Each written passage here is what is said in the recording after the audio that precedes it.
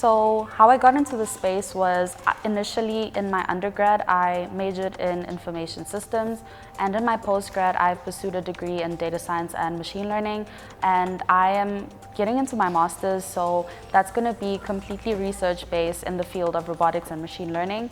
And what inspired me initially was being in a space that not a lot of females are in, especially females of color, that inspired me to actually be a face in a space where people who look like me could actually see themselves in.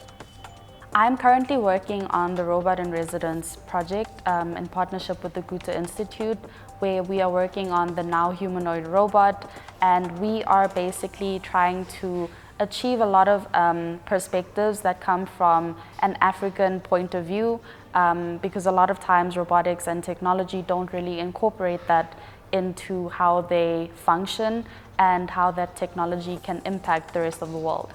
Here in Goethe, I am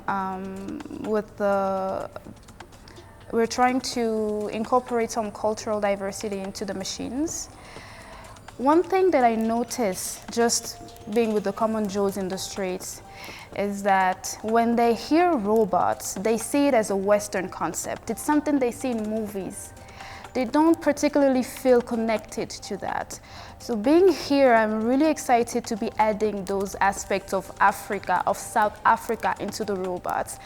That way, when they interact with our robots, they will feel connected. They will know that we are as well part of this field as it's growing, as it's being created, this fourth industrial revolution. It's not a movie concept. It's not a Western concept.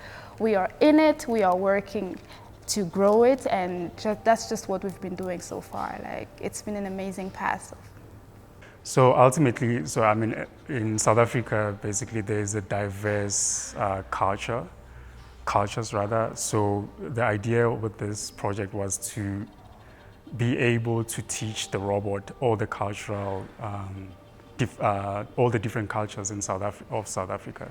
So essentially what we're going to be doing is we're going to be teaching it how to recognize beadwork, the Zulu beadwork. We're going to teach it how to do Zulu dances, but also most importantly, we are going to teach it how to interact with other people about the different cultures in South Africa.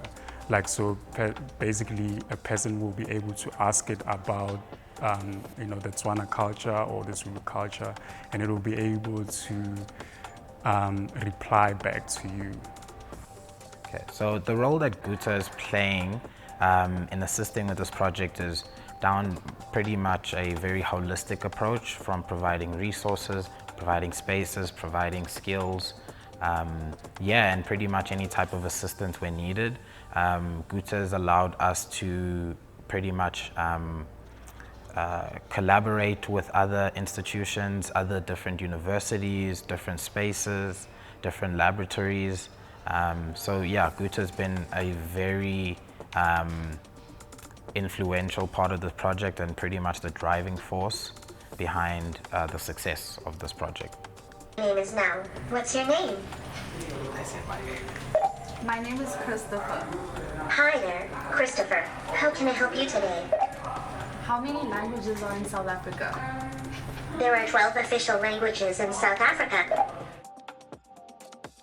Yeah, so we have the privilege of being part of this Robot in Residence with Goethe, where we are one of the partners, to host Neo Robot, something that we're very excited about. Some of our makers are working in the area of robotics and artificial intelligence.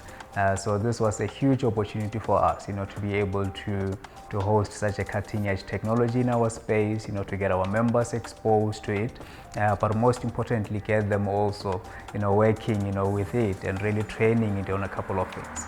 So we are supporting Goethe in that work. We are now hosting the robot as we speak, but also we've got one of our members as part of the team that is training the robot. But because we are a maker space, we are also assisting the guys in the fabrication of props. If they needed the robot to be interacting with objects, we will be the ones who will be designing, but also fabricating, those props, for whatever purpose the guys might need them for.